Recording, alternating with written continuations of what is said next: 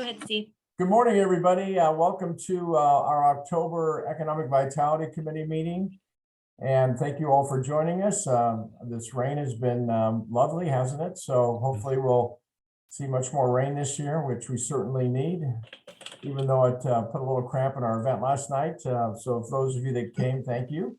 So let's get started. I'm calling the meeting to order at 7:33.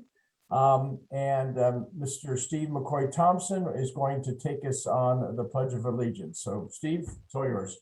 Thank you. Everybody please stand for the Pledge of Allegiance.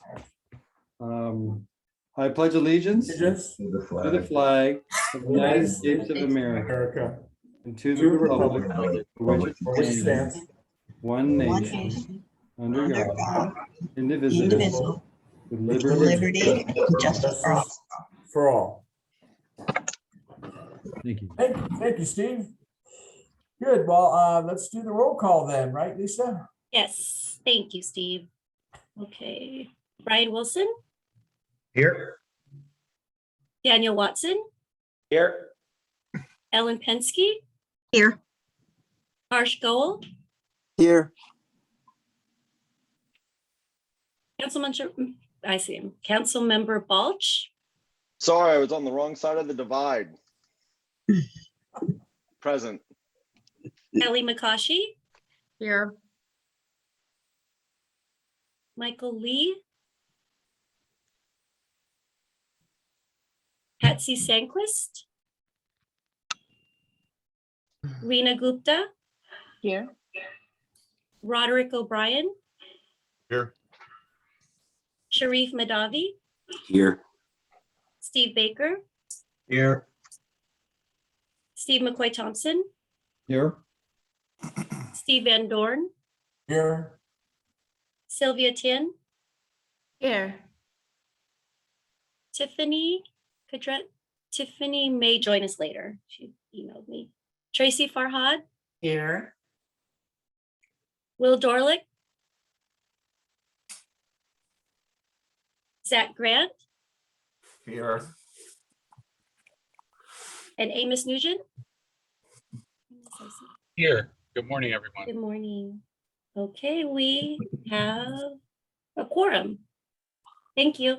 Great, thank you, Lisa. I don't think Patsy Sandquist is here, but she's the interim general manager for Stone Ridge Shopping Center. So she's joining our group hopefully at our next meeting. So anyway, I just want to let everybody know, if you saw the agenda, there was a new a member list of our committee on that, and it had her name on there. So hopefully she'll join us later. So with that being said, let's look at the consent calendar, and all we have is, I believe, the approval of the minutes from our last meeting. Anybody have any questions, changes to that? Or is there a motion to approve those minutes? I'll make a motion to approve the minutes. Thank you, Mr. Baker. Is there a second? I second. Ellen, second. All those in favor? Aye. Aye. Aye. Opposed? Unanimously approved. Thank you so much. Is there anybody from the public? If you are, please raise your hand. We have a new feature now where you just need to raise your hand and you will be called and you can speak. Is there anybody listening in? Yes, a group of high schooler is listening in, but I don't think they will speak right now. But if you have opened this option, probably next time they will. Wonderful. So yeah, is that the same group you had last time? Yeah? Yes. Okay, Yeah. great. Wonderful. So I'm glad they're listening in. So we need to be on good behavior today. Right. No bad jokes. Okay, there we go. Just today, Steve Baker. Just today. It's okay. They are under Kelly's jurisdiction. So Kelly will teach them a lesson if they're not good. I'll be on good behavior. We need to be good role models. Yes, of course. Oh, I'm glad we got that straightened out. Okay, good. Moving on to public hearings and other matters. We always look forward to Councilmember Balch's update. I think there's been a couple of meetings since our last meeting. So Jack, I'm handing it off to you. Thank you very much. I apologize. I'm at home today and my son just barged in and is getting ready for school. So, this is how it goes, right? Well, thank you, everyone. We've had a bit of time or a few meetings since the last EVC meeting. So I'll try to be brief, but there's four major meetings that occurred by the City Council during this month. The first, going back to September, late September meeting, we had new commission appointments, pretty standard fodder.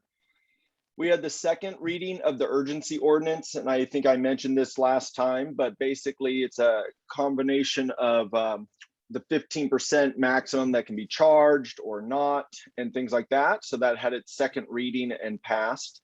It's going to be for 6 months further, not a full year, but it will be evaluated by economic development at the time that comes back around. The main event for that night was the active ground floor use overlay and exception. And just to briefly go over it, as people know, we have a downtown specific plan document, and it outlines that if you have a ground floor facing Main Street primarily, the first 25% was allowed to be active, and the back, call it 75% for lack of a better word, although it was flexible, could be passive or personal services, or just something non-active use. So basically, the council majority went ahead and decided that they would take on the Planning Commission's recommendation to go to 100% active during that initial 6 months. So that was the first conversation about it. The next thing that was also a main event and will affect all of us, so just so you know, is that we have district elections coming to town. It's like a Christmas present that just keeps on giving. So as you probably know, the city is a general at-large election system currently, or for the last election where I was brought up, as well as Councilmember Arkin. And now we did receive a letter saying that was disenfranchising protected groups. The city evaluated the merits of that, and based upon a safe harbor that's allowed under state law to prevent or stave off costly litigation potentially, the city did, as a unanimous vote, did decide to go ahead and move to district elections. The presumption is, and it is a bit, that there will be 4 zones or districts, and the mayor would be elected at large. That can change, so just so you know, that's maybe everyone's presumption, but I don't know yet. So we'll stay there. The other main event from that night, because we're just starting to get through items, is the housing selection. So housing element has several items or matters, as you probably know, to identify and meet our nearly 6,000 RENA number that we have as a city. And so what we did in the September meeting is we chose a criteria for which sites will be evaluated. Higher ranking sites with more points or meeting more of the criteria will be more preferred than lower ranking sites. And that has a process of ranking that out. So that criteria is now finalized and we're moving forward. The next thing that the council did is on September 30th, we had a joint meeting with Ms. Makashi and the trustees from the Pleasanton Unified School District, where the SRO program was discussed in great detail with the school district, and specifically a memorandum of understanding as to the relationship between the police officers on our school campuses and our students and our school district, and what the expectations are, which have been undocumented in the past. So I think it's an excellent exercise to try to get that in writing, and then we're all on the same page so we don't have scope creep either way by either side. Kind of moving on, and we're only halfway there, so I apologize. On the first October meeting of the council, we declared a local drought emergency. Your sprinklers should be off. I'll pause while you go turn them off right now. The big notable item is that if there is rain, you have to shut off your irrigation for 2 days, 48 hours after a rain event. So technically, if your sprinklers went off this morning, you are out of compliance. Let me call Mark Dennis and have him come to your house. But the reality is that you probably know the Oroville Dam is at the lowest it's ever been in its history. It's not producing electricity, first time in its history. We have a major challenge ahead, and Zone 7 declared the drought emergency earlier in the year. Call it, I think it was September, Pam. I think, yeah, okay. And then all of the retailers are now following suit with that, and it's primarily based upon what we expect the rain this winter and next year water levels. But that being said, 15% mandatory conservation. There are no drought rates or fines at this time, but the council will be getting updates every 60 days under the emergency. So please stay tuned, but please do your part. There's a bit there about watering times and water windows to prevent evaporation. And the city is looking at additional potential rebates or other enticements to help people convert either their lawn or maybe their sprinklers or some other elements. So keep that in mind. The other thing on that night is the skate park at Ken Mercer Sports Park. Championed by a healthy group of skaters, including a Mr. Adam Lambert, if you might know, and excellent gentleman. I had the pleasure of working with his father on Park and Rec Commission years ago. And the skate park would be broadened or enlarged, I would say, at the front at its current location in the Ken Mercer Sports Park. There were two designs, generally or relatively the same, except maybe some cosmetic elements. And I think the council overall said, except me, which is hilarious, you know, let the skaters decide. And then I picked one because that's what we used to do, right? Pick one because they want to know. Well, maybe I should say I'll let the skaters decide as well. But I think design 2 is their preference and shall prevail, but more going forward as we go there. The other element is right behind it is the All Abilities Playground. The All Abilities Playground for Pleasanton, as you may know, also would go at the Ken Mercer Sports Park a little further back. You know, there's Dublin and some of our surrounding communities that have had All Abilities playgrounds coming around. And frankly, this is an outstanding thing for our community. So no child should be unable to play in one of our playgrounds. Let me just say that. And then the other element that I think was prevalent in the council's concerns about some of the designs, we don't want any of the amenities to break. And so, you know, if a child shows up to go in All Abilities playground and the playground is attraction element that they're coming for is not able to be maintained or maintained properly and is out of order, then there's basically no benefit of having the playground. So a lot of that conversation about the design, there's a bird that you may have heard about. The bird is very customized. So I think we're gonna kill the bird and move to something else is the general overall comment, but the council was very happy with it. The designs are what you would expect. Colorful, amazingly thought out, sensories on different sensories and touch and feel and visual sound. So it's just amazing to see this. So I would encourage you to look at that. Sorry, one more meeting because this has been a full month. So then Tuesday, just a few days ago, we obviously had the second reading of the active ground floor use. So that will go into effect with the alterations to 100% active in 30 days. The business anniversary recognition presentation occurred. Lisa had a nice video. And did an excellent presentation. I think I saw Sharif in that and some others on this call. So congratulations on your businesses in town. The chamber got a little shout out at 75 years, but you know, we know Van Dorn signed the papers back in the day.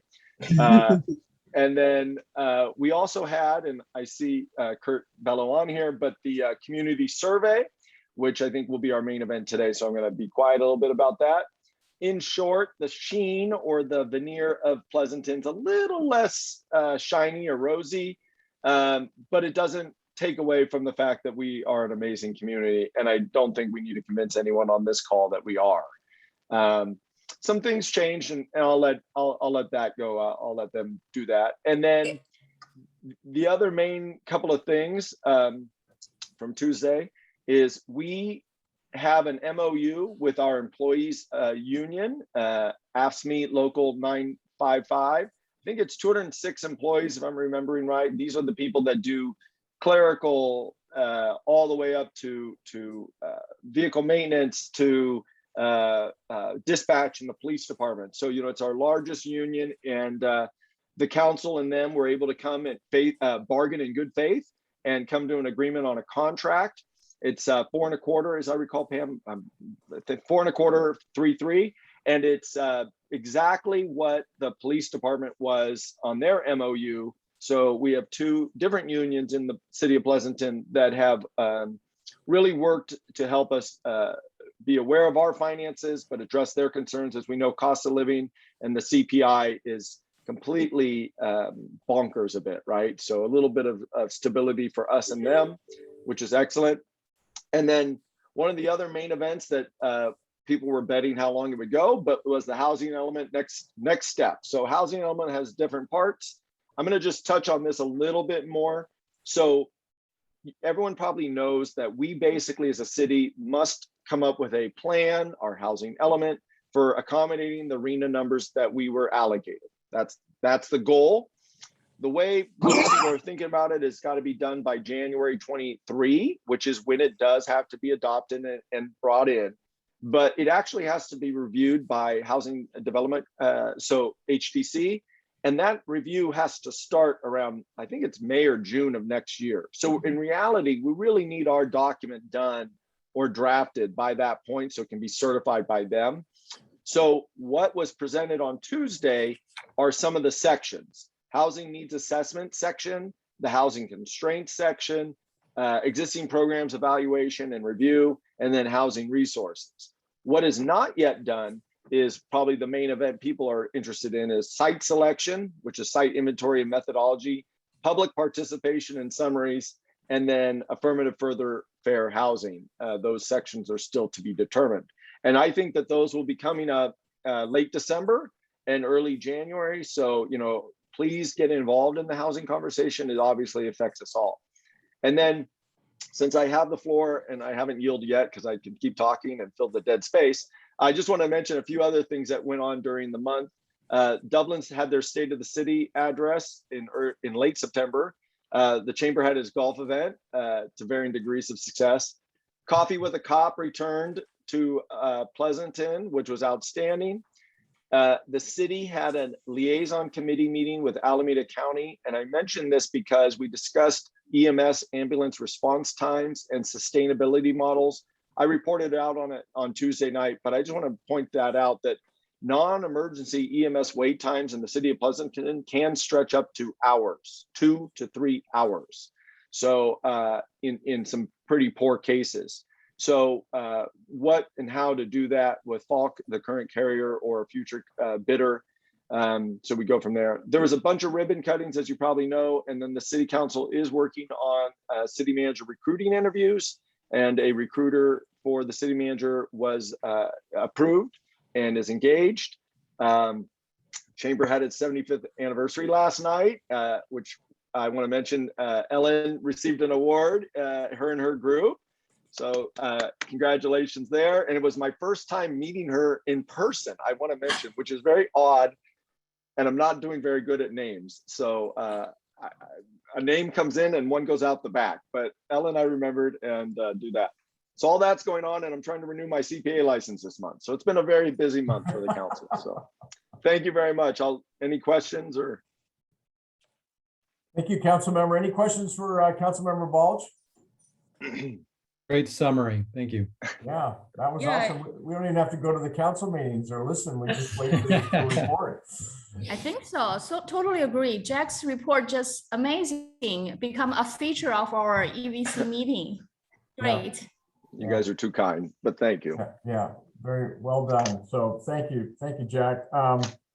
Next is our big item of the day, which I think is going to take some time. And I just wanted to remind the committee that there was an attachment on the agenda. There are 3 areas that the staff is looking for input from us. Which categories or questions are no longer relevant from the survey that was done in 2015? Are there any new categories or questions recommended? and what specific areas relating to COVID-19 recovery are recommended. So please keep those things in mind. I'm sure you've all saw this and you've got some thoughts and suggestions. So I'm going to pass this off to Lisa. She's going to introduce our speakers and we'll go from there. So it's all yours, Lisa. Thank you. Great, thank you. Can you all see my screen with the PowerPoint that's up? Yes. Perfect, thank you. So as Steve mentioned, we are going to be discussing our 2022 survey process, and we'd like the EBC to provide feedback on that. I just want to do some stage setting. We have invited our consultants, FM3, so Kurt Bello and Miranda Everett are on the call with us today, and they're going to be helping us lead the discussion. And so I do want to do some stage setting before we begin that though.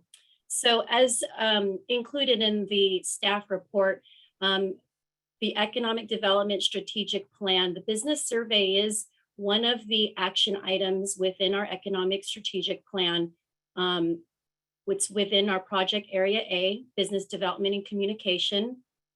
And one of the related action items, or two of the related action items that reference our survey is A3 and A7, which is to solicit ongoing feedback from our innovation focused businesses, as well as solicit ongoing feedback from businesses in Pleasanton and in collaboration with our Pleasanton Chamber. And I also want to call out the purposes of surveying our businesses. So we have conducted two prior surveys, one in 2012 and then one in 2017. And I'm sorry, actually it's 2015, right? Correct? Is that correct, Pamela? I think I missed. That's correct. Yes, Yeah, that's correct. Sorry, Yeah. that is a typo. And so the 2012 survey was our baseline survey. And so as we look at the goals here, I'm not going to read them all because they're on the screen for you to see, but they are to, reach out, get feedback from our businesses, particularly on city services, expectations for the future. And then also there's the opportunity to explore other topics. In 2015, we delved in on internet and cell phone service. And then for 2022, we're going to be looking at some of the questions that will be related to COVID recovery.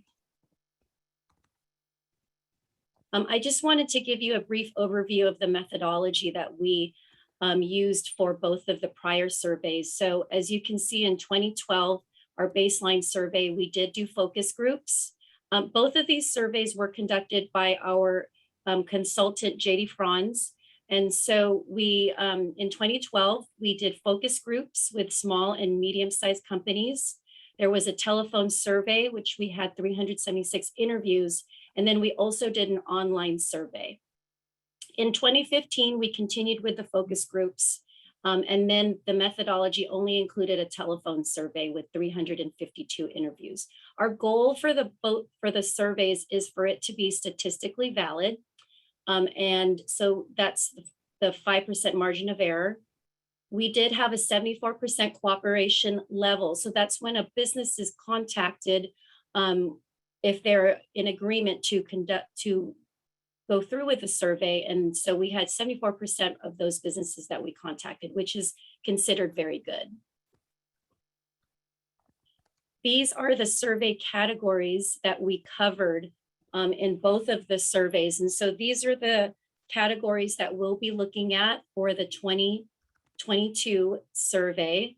And that's Pleasanton as a place to do business, our location, Pleasanton's infrastructure, our amenities in Pleasanton, and also the evaluation and importance of city services, the permitting process, and then future predictions. It is our goal to continue and have the similar questions so that we can do comparisons with prior year surveys.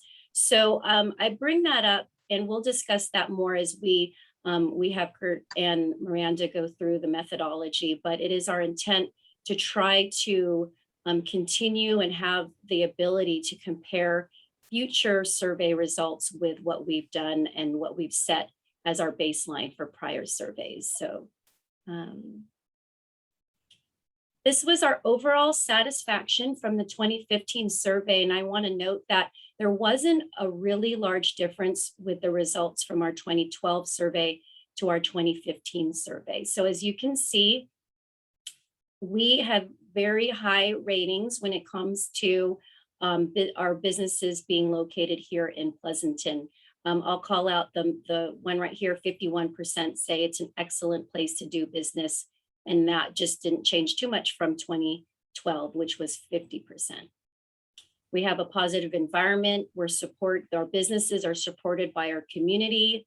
They like our location. It's central, convenient. And then our people here in Pleasanton are friendly. So conclusions for the 2015 survey, I'll just summarize here. 9 in 10 businesses anticipate staying in Pleasanton 2 years from now. That's a specific question on the survey. In our agenda packet, we did include the survey instrument. It's about 20 questions. And so you can see the very specific questions that we ask relative to the categories that we are trying to cover. City services are perceived as very important, with public safety as a priority. And our staff interactions were rated as exceptionally high. Our permitting process, based on the questions that were asked relative to our permitting process, is very or somewhat easy. So for our 2022 survey, our selection process included conducting a bid process, which we sent out an RFP to our consultant list. We also posted it on our city's bid page, webpage. The bid was out from September 22nd through October 8th. We received 4 proposals in response to our RFP, and we had an internal review process and categories that we did we did a review process based on a point system under specific categories. The contract was awarded to Fairbank, Moslin, Metz and Associates, aka FM3, and you might be familiar with FM3 as Councilmember Balch just mentioned that they conducted our recent community survey. And so they have some extensive experience with conducting business surveys for city government. Many of the other local governments here in the Bay Area. But I did want to call out a couple of the recent surveys, recent projects that they've done, which is the 2019 City of Torrance Business Survey, as well as a COVID-19 business survey for the City of Sacramento. So we've invited our project team here. Our project manager is going to be Curtis Fellow. Our assistant project manager will be Miranda Everett. And so I do want to turn this over to Curtis and to Miranda, who will be explaining and covering the methodology that we'll be doing for our 2022, and then also lead the discussion on some of what Steve mentioned. I've provided the 3 questions that we've included in our staff report that we want to keep in mind as we go through the discussion this morning. Awesome. And everyone, Lisa, thank you, and welcome Kurt and Miranda. And I just, they will cover the methodology, but I just want Kurt and Miranda to know that Lisa and I are here to help guide the discussion. We're not throwing you into the deep end right away, since you guys are just coming on board with us in this group. You'll find the EBC to just be very informational, very conversational, right? And the goal of today's discussion is to get input from the EBC as we look at the survey instrument we used previously and what we think we need to maybe test for this time around. And I also want to just be clear, Lisa noted that the survey was going to be done in 2022. That's really intentional. We gave ourselves a really long runway knowing we're going into the holidays. So we're going to take the next couple months to get your input, build and refine the survey instrument, and then plan to actually conduct the survey in early 22. So with that, Kurt, Miranda, I'll let you guys talk about methodology and other really cool stuff regarding surveys, and we'll go from there. Pamela, Kurt, I'm sorry. Ellen had her hand up at the very beginning and of Lisa's presentation. So Ellen, did you still have a question or? Well, Thanks, guys. thank you. I was going to ask, and maybe they're going to cover it in methodology. I was going to ask how you select the businesses to be surveyed. And are you thinking about them versus how you did it in 2015 versus what you're going to do in 2020? And just kind of, so maybe you're going to be talking about that next. Because I think that's important. Yeah. Thank you. Miranda's going to speak to that when she goes over more of the methodology and how we'll look at what's in the sample and set our quotas based upon that. But first of all, I'm excited to be working on this. My name is Kurt Balo from FM3 Research. Lisa, I wouldn't expect you, my last name is a funny one to pronounce, but it sounds like Halo or J-Lo, depending upon whatever your preferred cultural reference is. And we've done community research for the city of Pleasanton for a number of years now, and excited to work on this business survey, which is a lot of parallels. I think Miranda's going to speak to the methodology that we're going through here, but I think this is a really interesting opportunity, whereas the prior two surveys, even though there was a pretty wide gap in time between them, opinions hadn't changed dramatically in the business community. Obviously, the last nearing 2 years has been a massive change in everyone's lives and everyone's businesses. So we're expecting to see some changes there and anticipate this group suggesting a number of different types of questions to ask specific to the recovery. So Miranda, why don't you go through the methodology for us, please? Sure. Thank you. So this year we're using an approach that is more similar to one that we've used in other communities and your own community, in fact, for voter surveys, for resident surveys, for things like this, which is a dual mode approach. The idea there is giving people as many opportunities as possible to connect with us. So I have a little brother who would not pick up the phone if he were currently on fire. And I have, my grandma who isn't sure how to use email still. That way we, when we contact people via email, via phone, we give them as many ways as possible to kind of meet them where they're at, get them at a moment that is convenient to them to answer the survey. How we decide who to contact. So a key component of a kind of scientific survey sample is that it's random and representative. And so for the randomness piece, we have a list of contact information from the city, using the list of business licenses.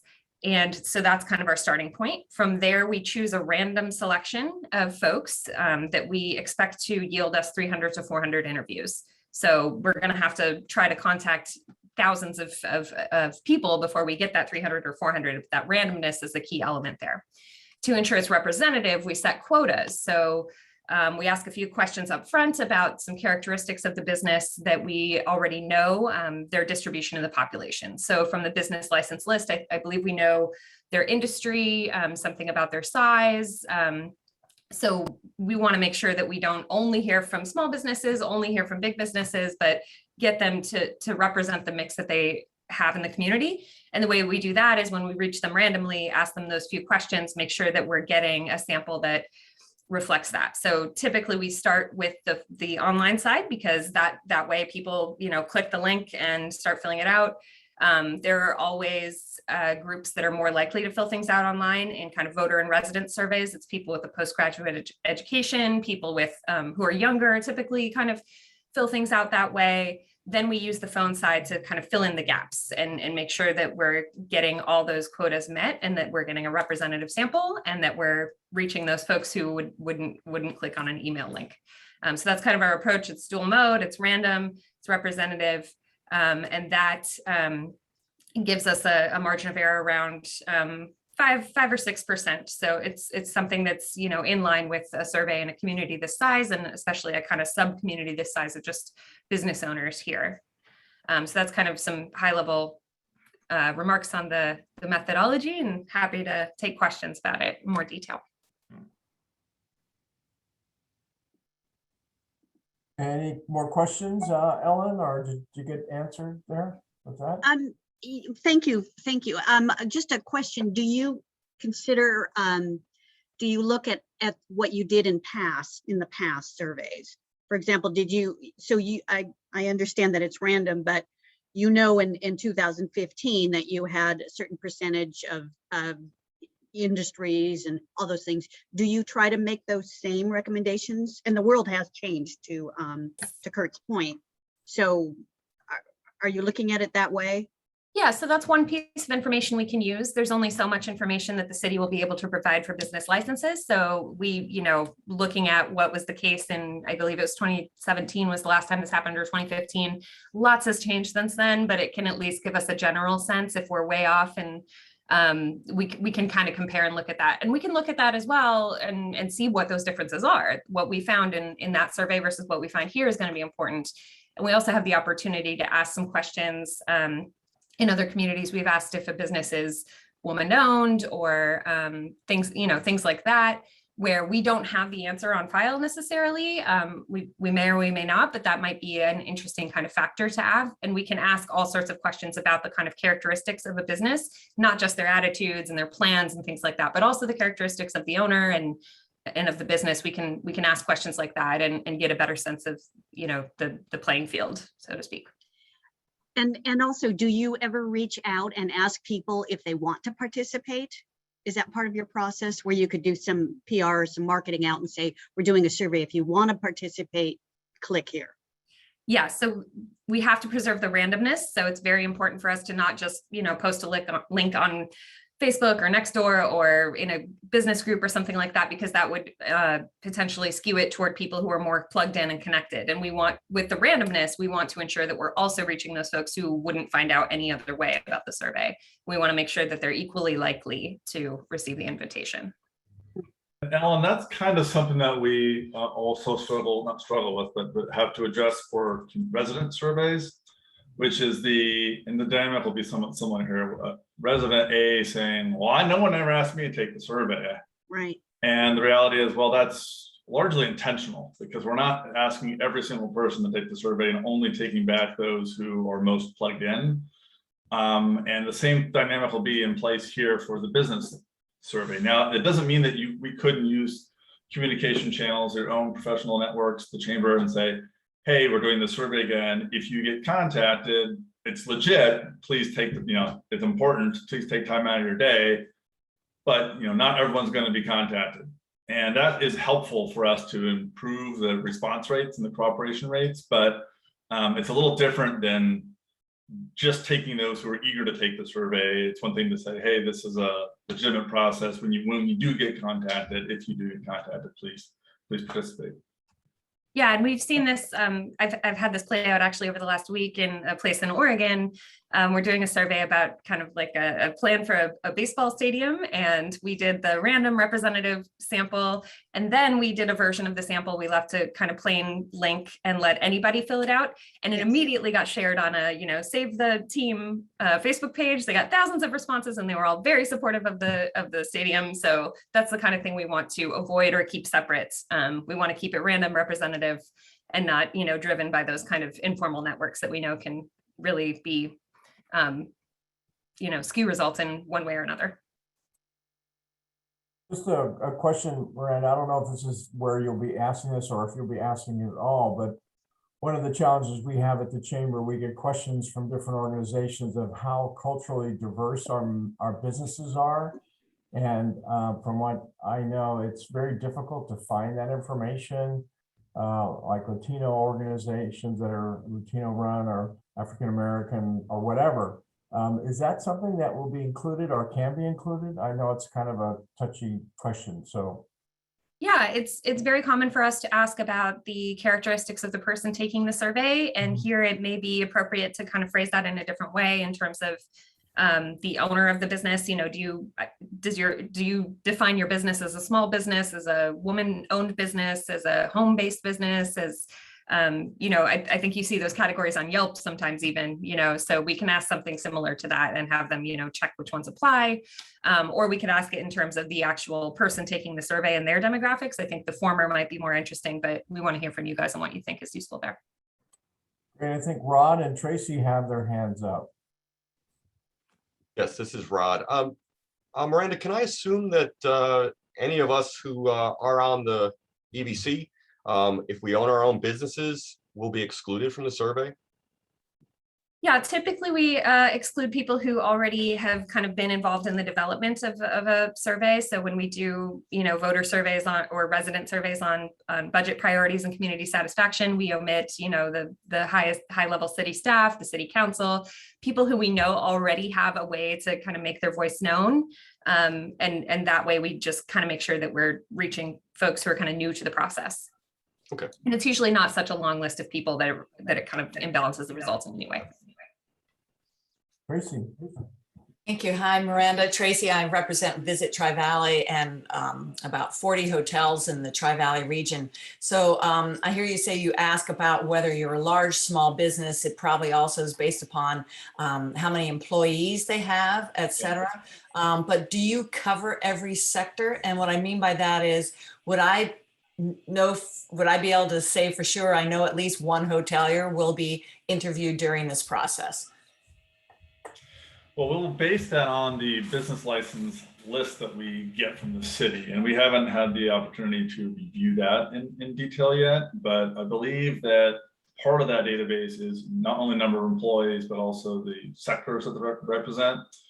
And so what we'll do is, I don't know the particular head count of hotels in the entire universe of local businesses that are licensed for the city. But what we'll do is we'll basically summarize those counts by the database. And then we'll try to make sure we have a sample that represents those. And if we could potentially do over samples in certain sectors, in which case we would conduct additional interviews within a sector that would have a particularly small sample size on the natural, and then weight those results back down to the natural proportions for reporting purposes. It's not something we discussed actually with city staff. I don't think it's something you've done in the past, but it's something that we maybe could explore when we talk to Pamela and Lisa about some of the details of the sample once we have a chance to review that. Thank you.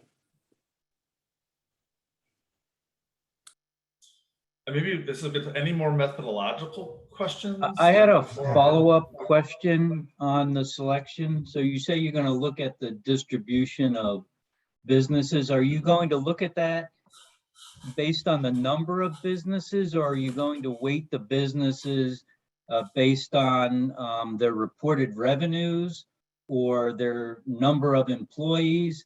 What's the weight? Is it just the number of businesses? Yeah, we want to have a representative number of businesses based upon this handful of criteria that we have access to in the licensing database, which would be number of employees, sector, and maybe a couple other things that I don't know enough, unless Pamela and Lisa have other ideas there. In terms of revenues, that's another area we've had a preliminary conversations about. We wouldn't weight the results based upon revenue, but if we have some database that gives us categories of maybe gross receipts or something like that, and we could use that in the same way we would use number of employees or sector and try to get a balance of higher and lower levels of gross receipts. We wouldn't skew the results to overrepresent the opinions of businesses with bigger revenue numbers, though. That's a different type of exercise, but maybe we want to make sure that we have a representative sample of those from low, mid, and high levels of gross receipts or something along those lines.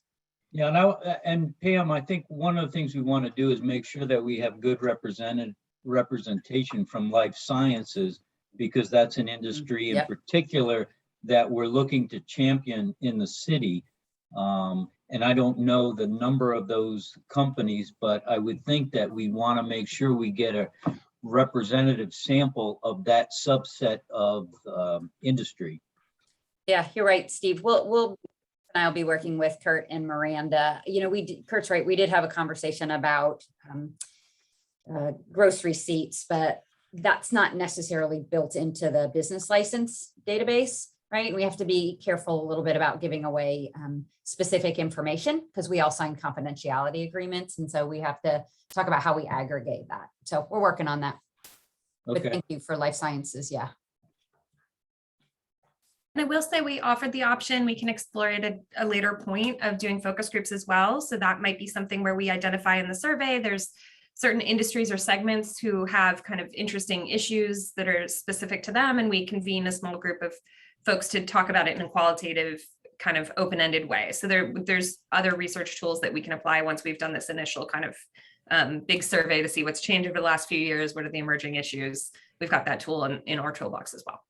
Thanks, Miranda. And that's a great point because that's different than what we did for the past two surveys. The last two surveys, we did focus groups first, got some interesting feedback, and then conducted the survey. And this time talking with FM3, we think there's a really unique opportunity to do the survey first as we build it, and then do a deeper dive with focus groups into some areas, as Miranda said, that are really interesting or intriguing, or we want to suss out a little bit more. Because when we did the focus groups last time, they tend to be smaller companies or medium-sized companies.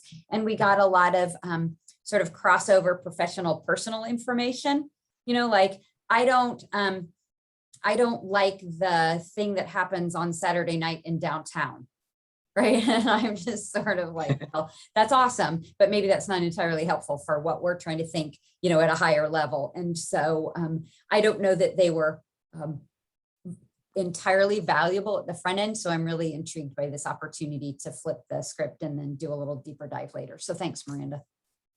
Yeah, and we may even turn out, I think with COVID, we just don't know what you have a good sense right now of your own businesses you're running and other people you talk to and your colleagues. But in terms of the aggregate, we're curious what percolates to the surface or what is confusing.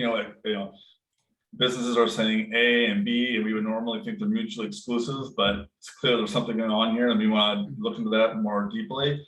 And it may be that a focus group that FM3 helps facilitate and moderate makes a lot of sense there. It could be that it's all predictable and you don't really need that qualitative research and you could save the city some money there, or maybe it's something where, oh, well, this might be better achieved by a city staff having just a couple one-on-one conversations. And so we didn't want to prejudge how the next phase of this research would make sense until we looked at some of the data coming back from us. I think this one's going to be a lot of uncertainty as to how businesses are feeling right now. If there's no other methodological questions, I think we were hoping to flip this into the listening phase more for us in those three categories that Lisa went over, or maybe you were sent around, which is any reactions to the questions from the prior survey, things that you really want to keep, you really want to get rid of, or not really want to get rid of, but don't feel add a lot of value, and other types of topics that you want us to ask and include in the survey. And so we're here now to kind of hear your thoughts on those questions. And obviously, if you haven't had time to review all that, you could still route them through the city staff to us at a later date. But let's hear what you think about the survey last go around and what you're hoping to get out of it this time. Awesome. Thanks, Kurt, for the segue. I do see Steve Baker's hand up. So. Yeah, I had a question, and I guess it sort of fits into this category. Do we ask the businesses if they're members of the Chamber of Commerce in Pleasanton? I mean, to me, that could be an interesting question to see if there's a difference between the opinions of chamber members versus non-chamber members. We haven't in the thanks. We haven't in the past, so we'll give that some consideration. Okay, and then in terms of addressing Kurt's specific question, I think we want to keep a lot of the same questions and maybe all the same questions. To me, I didn't see any that didn't necessarily seem relevant, and I would think from a comparative basis and a trending perspective, you want to try to keep the survey as consistent as possible. So nothing stood out to me as being inappropriate. I would think that we'd want to get into some questions on the COVID impact on the business. And I'm not sure how to phrase that kind of a question and what the potential responses would be, but I'd leave it to you guys to figure that out based on what you did with Sacramento. You had some kind of survey you said you did on COVID recovery. I'd also like to understand what kind of government assistance people had taken advantage of. For example, did they take a PPP loan? Did they get ERC credits? Did they get an EIDL loan? You know, did they partake of rent relief? Did they get involved in the Pleasanton business support programs, or the county programs, or any of the state program, just to see how effective businesses have been in terms of, you know, trying to take advantage of, you know, a lot of the programs that were defined for the specific purpose of trying to provide some relief to companies.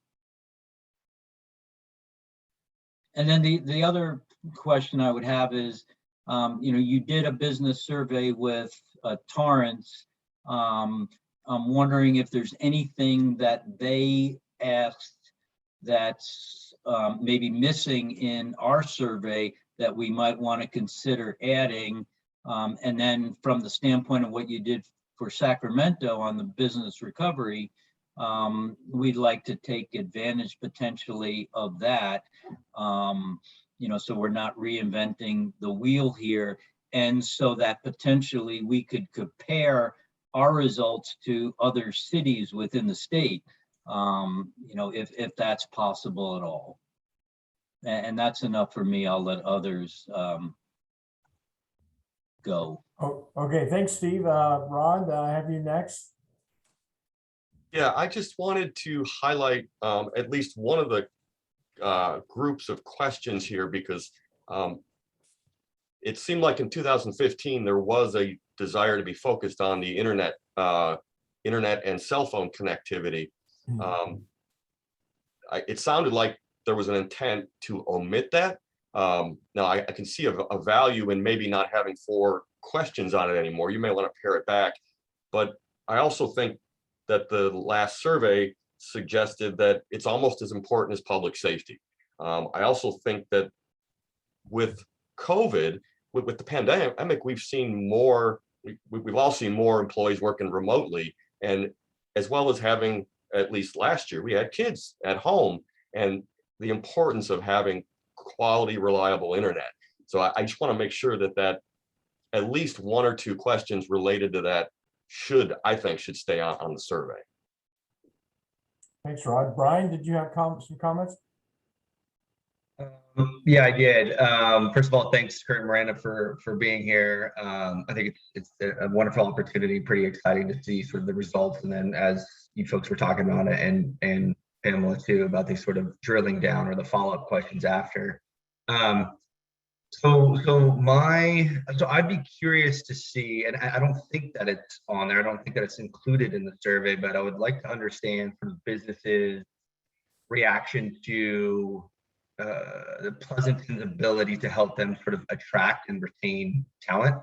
One of those aspects being too, and maybe this is a follow-up question for after, is, you know, the sort of Pleasanton's housing situation, how that affects their ability to attract and retain talent as well. And the reason why I bring it up too is because I represent a lot of these life science companies, well, from a real estate perspective.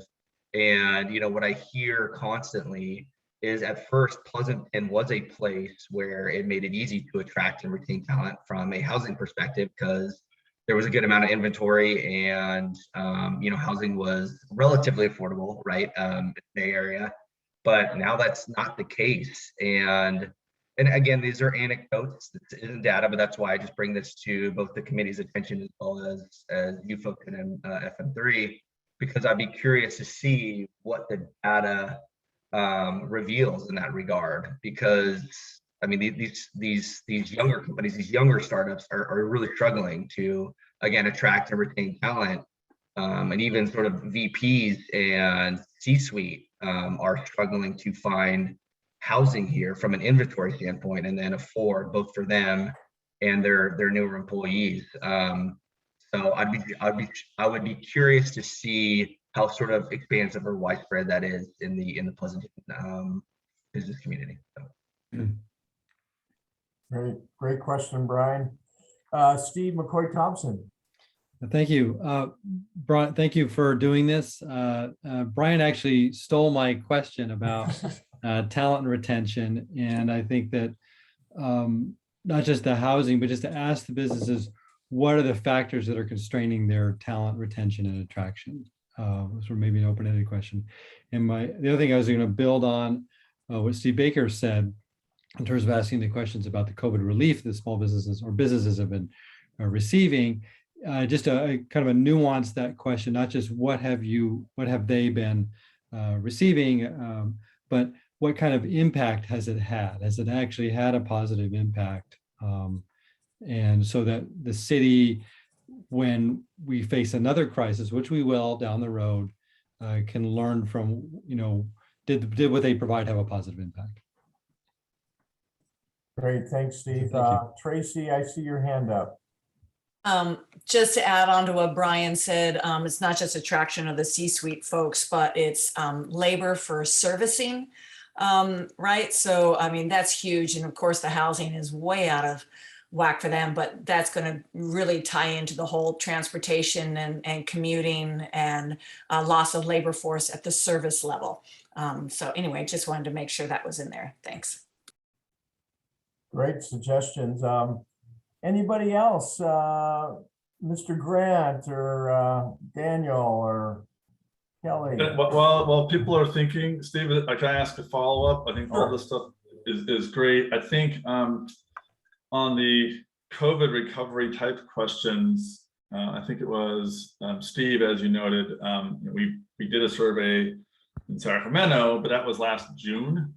And it was more in the throes of everything. And it was, I would say, perhaps a little more of a things are going crazy, how can we help you kind of survey versus we're starting to come out of this. And it feels like those types of help that and what businesses need will be different. And so I think some of those questions will be applicable and we can use in this scenario. But I'd love to hear.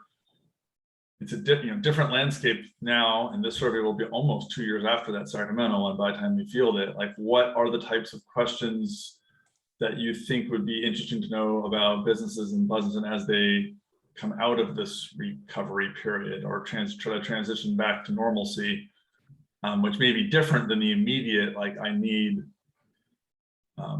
my business has to be shut down for 6 months. This is a different type of set of needs you may have, and we want to make sure that we're getting those types of questions in here. Oh, since I was eloquently called on, my only comment would be, of course, from the student lens, has there been thought for survey questions focusing on job opportunities for example, high school age students, for workforce experience and or hiring students with disabilities? I know the district has Hireability, a program that can help provide employment for students with special needs and help giving them job experience. So that would just be my overall general comment of soliciting information in the survey to ask those types of questions, and also to help incorporate engagement from our youth into potential employment. Great, thank you, Kelly. Amos, I see your hand up. Yes, good morning. I would like to build on that. Here in our local area, the K12 Strong Workforce, which is a part of the initiative from the Community College Chancellor's Office with the state of California, there's a recent grant that has come out called the California Apprenticeship Initiative, and it's all about establishing non-traditional apprenticeships. So that's in the fields of the life sciences and the engineering and the computer sciences and things like that. So as we're thinking about some of these opportunities and surveying the businesses and thinking about the retention of current employees, building on creating opportunities for our current students, to those who may be thinking about going on to college and pursuing careers that way, or ways and opportunities to leverage and get these skills a part of connected to their CTE pathway that they're in while they're in high school, and doing these things now to get those certifications and going directly in and gaining those skill sets. that would also be important because we have some tremendous CTE programs that are connected to these areas that we're talking about. And so we just, love to continue to just leverage that and have that be a part of the conversation and ultimately the opportunity that's available for our businesses. Thank you. Tracy, do you have another question or comment? Sorry, I did forget to put my hand down, but since you just called on me, the COVID question, I actually don't think it's just COVID, and I think what would be more beneficial is to think about all crises opportunities or that might occur. So, I mean, I've already written down an industrial incident or accident, fire, our water, our drought, earthquake, pandemic. Anyway, there were plenty of crises that I think everyone's going to be looking to the city to help support in one way or the other, and that the grant and loan programs that came out during COVID were really well received and wanted, and that I think would be a good question, that follow-up of like, what did you take advantage of nationally with PPP, IDLES, et cetera? Was that something you really needed with the city? Because I think going to have to be prepared for future bailouts, if there's a better word for that. Sorry. Thank you, Tracy. I have a couple suggestions, but before I go, I just want to make sure, are there any other comments? Oh, Brian's back up. Brian, go for it. Brian's back up.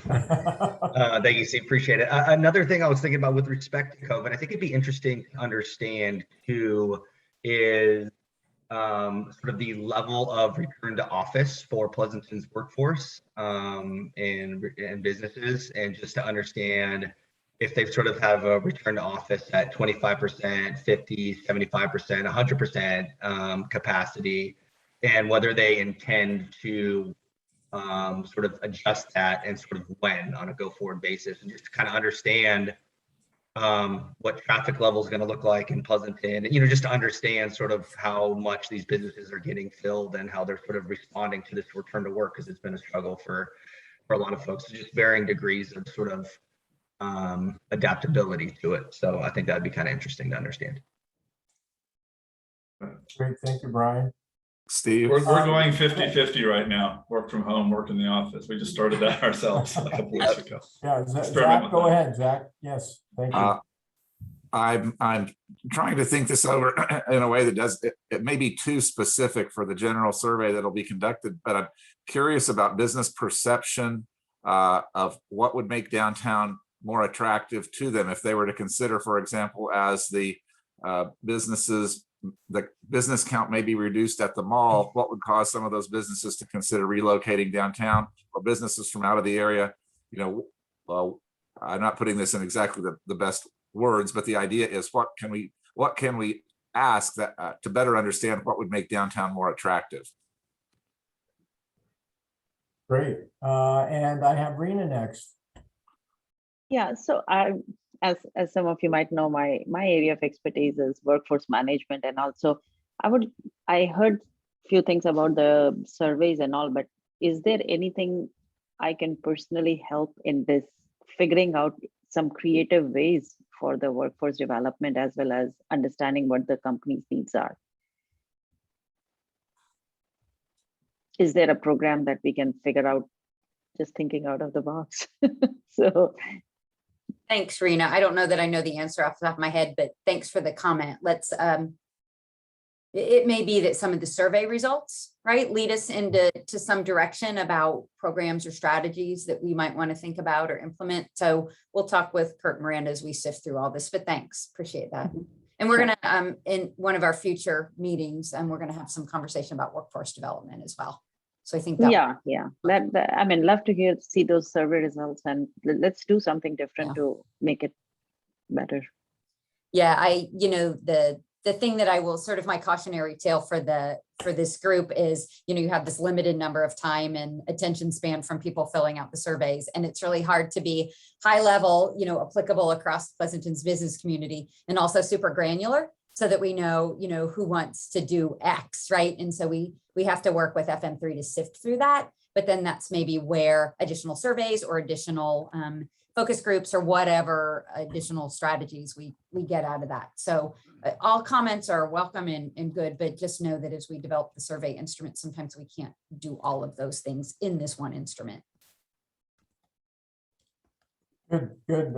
Any other suggestions for for Kurt and Miranda?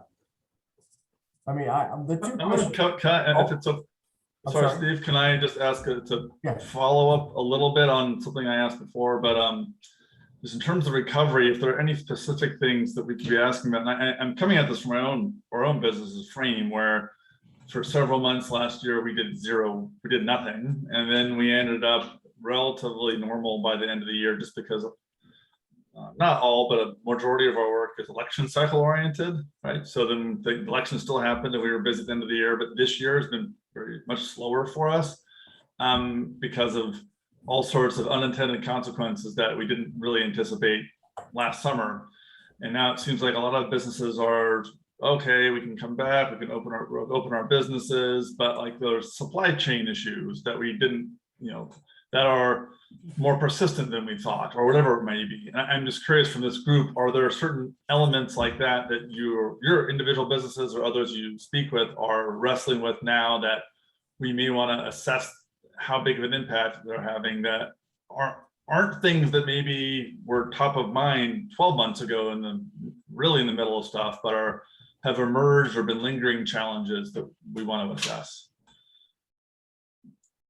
Yeah, I mean, I think a question, I don't know if this is going to be asked, but just are you back at normal pre-COVID business levels? Are you 50% there or 75%, and if not, when do you expect to get back there? I mean, I don't know if that's a question that's being asked, but I think that would be important. And that goes back to what Brian was saying about, are you going to bring your staff back and that sort of thing into the office? Anyway, but I want to get Ellen. I think she has her hand up. And Rena does too. So. And I just want to make a comment. We're talking about how are you back to levels? Are you doing things? There's some businesses that are doing better. There's some opportunities. So I want to make sure that we don't forget that part of it. What benefits, when you pivoted and changed your business, did it make it better? I know so many examples of companies that I work with, and they're like, wow, we evolved and we're doing better than ever before. So anyway, I just want to make sure. But my question was, I know we've talked a lot about methodology and the questions. I don't know if this is the right time or what's the process for when we get these results. What are you going to do with them? And how are you going to communicate them, and what are you going to do with them? How do we learn from these things? We're just going to show them to Pamela and Lisa, and that's it. We're done. So thanks, Ellen. I was actually sharing with Kurt and Miranda, since they did not conduct the 2012 and 2015 surveys, that when we get the survey results from a process standpoint, we share them all with you at the EBC. And then we took all the survey results to the council as well, and we shared it with the council. We ran a campaign, if you will, with like the top 10 takeaways from the survey, talked about, level of, excellence or good, how perceptions are about how businesses felt. We talked about some of the really key findings from the survey. We did that. But then I think the timing is really elegant, and Lisa and I have talked about this, is we also know that we are likely due for an update to the strategic plan, right? Now that was done in 2013, I believe, right? And so I would hope that these results will help inform what we decide to do in rebuilding our next strategic plan. Lisa and I talked about it. We wanted to give a little time as we continue to move through COVID. We didn't think, 2021 was the right time to do a new strategic plan, but what data can we gather from this that helps inform that? So, and then certainly as a group, we would talk, Ellen, about what, and we talked about this before early on in our conversation. Maybe we sort of see the steady state. Kind of don't think so, like we did from 12 to 15, but we might see some areas, that really stand out, or we might see something unexpected. So we'll keep talking about it. So it'll be a document that we use here. Great. I mean, the 3 points I wanted to ask is if it's going to be included, is I'm all about asking, like, what is your #1 challenge in keeping your business going forward in continuing in Pleasanton? That would be one question. And then the second question would be, what number one concern do you have about the future of keeping your business in Pleasanton? And then the third question would be, are you planning to expand or reduce your workforce and your business in Pleasanton? So maybe you're planning to ask those questions, but those seem pretty important to me. I think there's variations on that already in the survey instrument, Steve. So we'll look at those, but yeah, I know that they're in there. Cool. Anybody else? When do you get the survey results, Pamela? So we won't, remember, we won't be conducting the survey till the very early part of 22. So I will say that once the survey is conducted, our community survey, Miranda and Kurt, took about 3 to 4 weeks maybe to conduct. And then these guys turn the results around really quickly. And so my guess is, depending on when we do the actual surveying, we would be able to bring it back to the EBC early part of 22 March, maybe. We just need to set the dates. We haven't set the dates for the actual survey. So probably around a 2-week data collection window, and then a 2-week analyze, put poll results. So a presentation to this body, probably roughly 4 weeks after we start fielding stuff, and then work around, council schedule and stuff like that.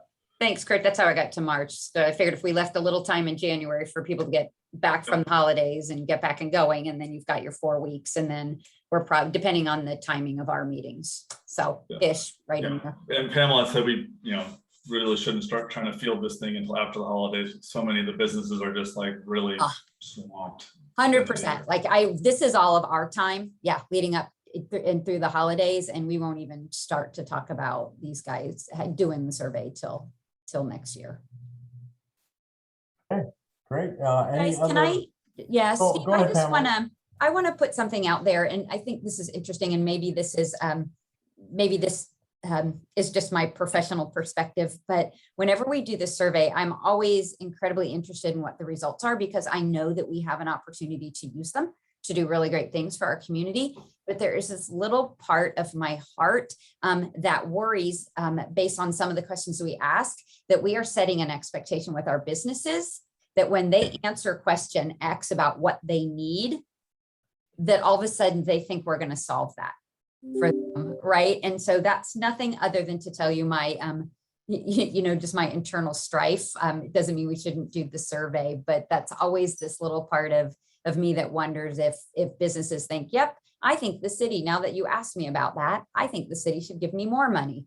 I think the city should be helping to find employees for my business. And so it's just something that I think about, and it'll be really important as Lisa and Kurt, Miranda and I work together in framing the questions, right? That we're not somehow leading people to think that we possibly could at the city level solve all of those things. And I don't think that our businesses think that, but it's just something I worry about in this little place in my heart.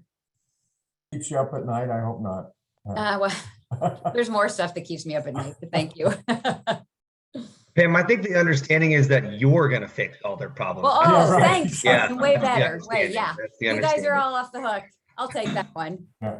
So thanks, Brian, for the clarification. Steve McCoy Thompson has his hand up.